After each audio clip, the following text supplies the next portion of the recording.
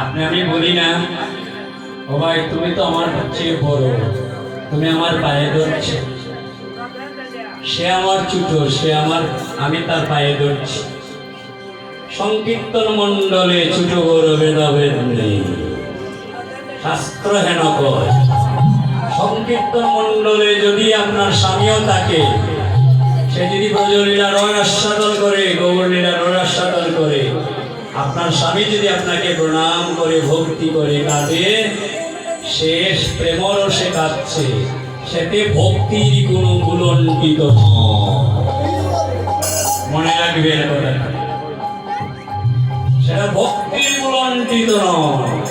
আপনি অন্য জায়গায় আপনাকে আমি ভক্তি দিতে পারবো না, আপনি আমার সহযোগী, কিন্তু সংকীর্তনের মণ্ডলে বৃন্দাবনের রস আস্বাদনে, নিতাই গৌরের রস আস্বাদনে কোনো পার্থক্য নেই।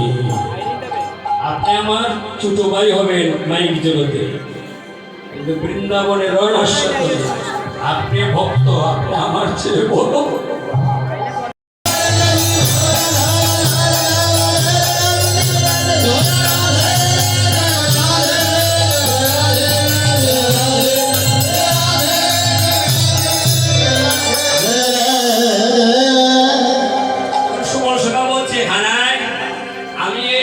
দিবসে কোথায় যাব? এই বনের মধ্যে গিয়ে খোঁজাখুঁজি করবো তো রাধারানীর মন্দির, তুঙ্গমণি মন্দির, একটা জটিল স্থান, জটিলার কুটিলার বাসবো। আমি কি করে গিয়ে রাধারানীকে আনবো, একটু উপায় বলে দে ভাই। তখন গোবিন্দ বলছেন, সুবোধ ভালো কথা বলছিস, জানিস না কৃষ্ণ লীলার অঙ্গ পূরণ হারিনি যুগমায়া, যুগমায়াকে স্মরণ কর, যুগমায়াকে স্মরণ করলে তোর সবকিছু হয়ে যাবে। জানিস আমি যুগমায়াকে বলছিলাম, কচ্চম দেবী ভজম ভদ্রে, ও মা যুগমায়া তুমি যাও লীলাক্ষেত্র তৈরি করো, ব্রজে গিয়ে আমি লীলা করো। জানিস ওই যুগমায়াকে, দেখুন কথা চলে আসে, এই যুগমায়াকে যখন এই কথা বলেছিলাম যে আমি লীলা করব, তুমি লীলাক্ষেত্র তৈরি করো, তখন যুগমায়া আমাকে প্রশ্ন করেছিলেন, গোবিন্দ আমি তো লীলাক্ষেত্র তৈরি করব, তুমি লীলা করবে, আমার উপকার কি হবে? জটিল প্রশ্ন। আমার কি হবে? তখন গোবিন্দ বলেছিলেন, ওমা তোমার উপকারটা কি হবে জানো?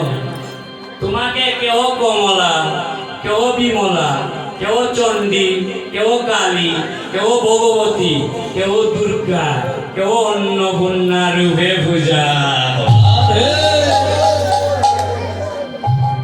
বুঝতে পারছেন? এই যুগমায়ার খয়ার আটা বৃন্দাবনে যুগমায়ার মন্দির দর্শন করে আসবেন, আর যারা গিয়েছেন তারা তো দর্শন করছে। এই যুগমায়ার আটা গোবিন্দ কি কথা বললেন যুগমায়াকে? কেউ কমলা, কেউ বিমলা, কেউ চণ্ডী, কেউ কালী, কেউ দুর্গা, কেউ অন্নপূর্ণা রূপে পূজা করতে। আমরা কি সঠিকভাবে দুর্গা পূজা করছি? প্রশ্নটা রেখে দিলাম আপনাদের কাছে, কারণ ব্যাখ্যা করার সময় নেই। আমরা কি সঠিকভাবে বাবা দুর্গা পুজো করছি?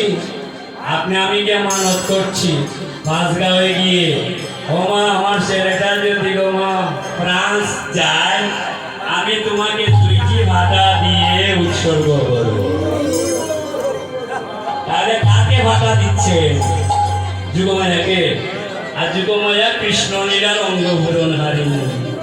আর গোবিন্দ বলছেন তুমি ভগবতী রূপে পূজা পাবে, অন্নপূর্ণা রূপে পাবে, আর ওই বুঝি ভাটা দিচ্ছেন আপনারা। জবাব দিতে হবে একদিন। এই জবাব আপনারা দিতে হবে রেন্ডে রেন্ডে।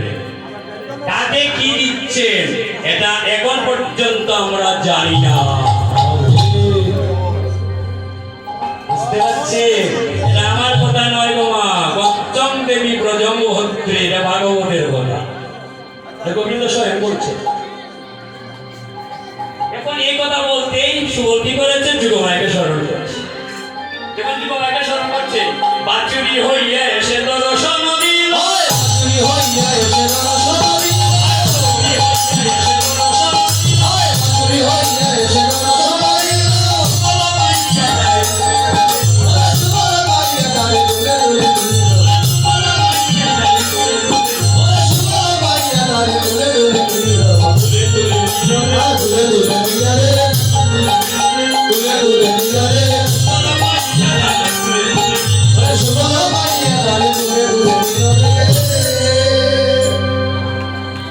এই যুগমায়া বাছুরি। যে যুগমায়া স্বরূপ পরিবর্তন করে বাছুরি হইতে পারে, ওনার শক্তি কতটুকু আপনাদের কাছে রেখে দিলাম, আপনার হৃদয়ে ভোজন করুন। উনি কতটুকু শক্তি লীলা ক্ষেত্র তৈরি করছে। গোবিন্দ বলছে আমি লীলা করব, চিন্তাধারা করছে। আর ওই যুগমায়াকে আমরা অপমান করছি, বিভিন্ন দ্রব্য দিচ্ছি, যেটা যুগমায়া খান না এটা দিচ্ছি। অপরাধ হচ্ছে না? জবাব দিতে হবে। আর আমার মতো যারা যারা মায়েরা আছে, আমরা মানত করি, এগুলা লিপসা দেখাবেন না। যদি দেখান অপরাধের বোঝা আপনাদের বহন করতে হবে। যখন বাছুরিয়া দেখা দিলেন, দেখা দেওয়ার সাথে সাথে কি করলেন? সুবল কি করছে? অবস্থার পথে প্রস্থান করছে। যে এদিকে জটিলা কুটিলা বাসভবনে কি করেছেন? জটিলা কুটিলা কথা গতি করছে। সুবল মনে মনে ভাবছে, আমি যদি সেই গানে প্রবেশ করি তাহলে একটা কি করতে হবে? যুগমায়া গো, তুমি আমাকে স্মরণ করিয়ে দাও, আমি কোন লীলাতে এখন অংশগ্রহণ করব। বাছুরি ঘুরে নিয়ে তখন জটিলা কুটিলা গৃহের মধ্যে আছেন। তখন জটিলা দেখতে পাচ্ছে যে একটা রাখার কথা গতি করছে অন্দরমহলে। তখন সময় জটিলা তো চোখে দেখতে পাচ্ছে না, তখন কুটিলাকে ডেকে ডেকে বলছে, এ কুটিলে দেখতো কে আমার মন্দিরে কথা গতি করছে, এদিক সেদিক যাচ্ছে। তখন কুটিলা বলছে, ও মা তুমি চিনতে পারছো না, সেটা রাখা, ওইটুকু বাছুরি নিয়ে আসছে। আমার মনে হয় ওই খালা সুরার কোন স্বভাব। ওই দেখেন কুটিলার কথা শুনে বলে খালা সুরা। বুঝতে পারছি? এই ধরনের কুটিলা কিন্তু আপনার আমার মধ্যে আছে গো, আছে না?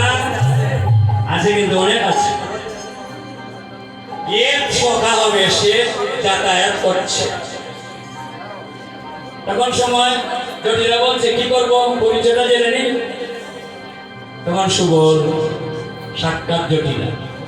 সুবল প্রশ্ন করছে, ও আই, তোমার এই বাসভবনে, তোমার অন্তর্মহলে কে গো রুদন করছে? আমি শ্রবণ করতে পারছি। রুদন করছে, তুমি শ্রবণ করতে পারছো? হ্যাঁ, আমি শ্রবণ করতে পারছি। সে আমার পুত্রবধূ। তোমার পুত্রবধূর নাম কি? আমার পুত্রবধূর নাম রাধারানী। তাহলে রাধারানীর বাবার নাম কি? রাধারানীর বাবার নাম বৃষবাণী। রাধারানীর বাবার নাম বৃষবাণী। তাইলে আমার বাবার নাম কি জানো? আমার বাবার নাম চন্দ্রবাণী। বৃষবাণু চন্দ্রবাণু একই মায়ের সন্তান। বৃষবাণু মেয়ে এলো রাধারানী, আমি চন্দ্রবাণুর ঘরে। তাহলে তোমার সাথে আমার সম্পর্কটা কি? জটিলা বলছে, এই সম্পর্ক আমি বলতে পারবো না। আমি একেতে বিধবা, নয়নের কিছু দেখতে পাচ্ছি না। তুমি করে নাও। মা ওই মা,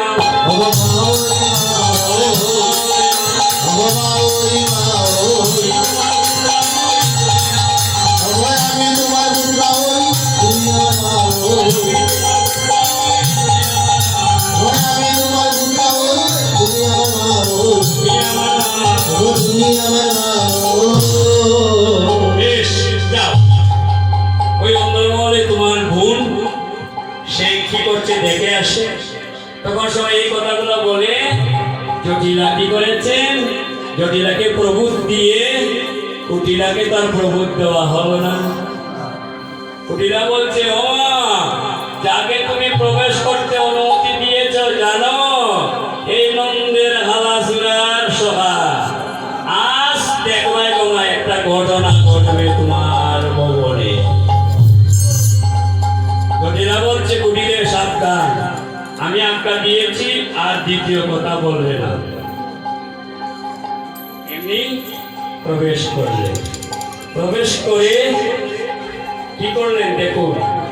তখন সবাই কুটিলা উল পেতে শুনতেছে রাধারানী সুবলের কি কথা হচ্ছে। সুবল তো চতুর্শকার, বুঝতে পারছে, আর যুগমায়ার কৃপা পেয়েছে। তখন সুবল কি করেছে? রাধারানীকে পশ্চাতে এইভাবে হাত দিয়েছে। রাধারানী চেয়েছে, চেয়ে দেখে সুবল সকাল। তখন সুবল বলছে, রাধে, আর বিলম্ব করো না। ওই দেখো তোমার কুটিলা মুখ পেতে শুনতেছে। এখন কি করতে হবে জানো? তোমার রাধারানী বলছে, কি করতে হবে? তুমি আমাকে বনের কুশলের কথা নিয়ে নাও। বনের কুশল কি? আমার গোবিন্দ কেমন আছে? তখন সবাই রাধারানী বলছে, বলো বলো বনের কুশল বলো রে, বলো বলো বনের কুশল বলো রে, কেমন আছে? বলো বলো বনের কুশল বলো রে, অনেক কেমন আছে? বলো বলো বনের কুশল বলো রে। সময় শুভ বলছে, লক্ষণ ভালো নয়,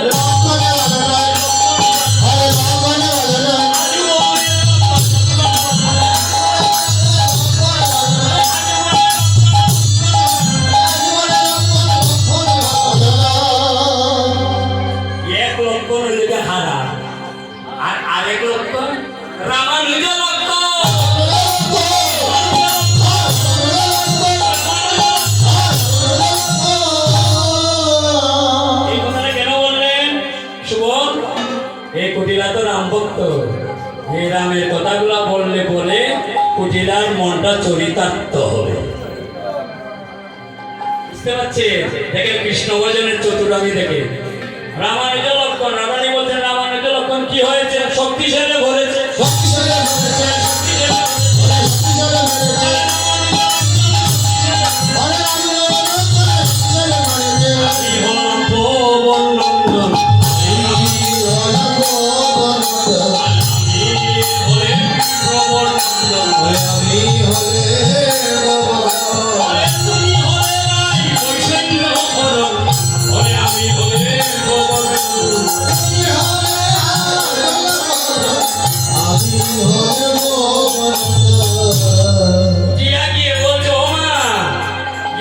তোমার পুত্রা এই রামচরিতের কথা বলছে গোমা। আমি যে আগে বলেছিলাম গোমা, সেটা ঘটনা ঘটাবে, আমার কথাটা উড্র করে দিলাম। কুটিলা কুটিলার মন সাদা হয়ে গেছে।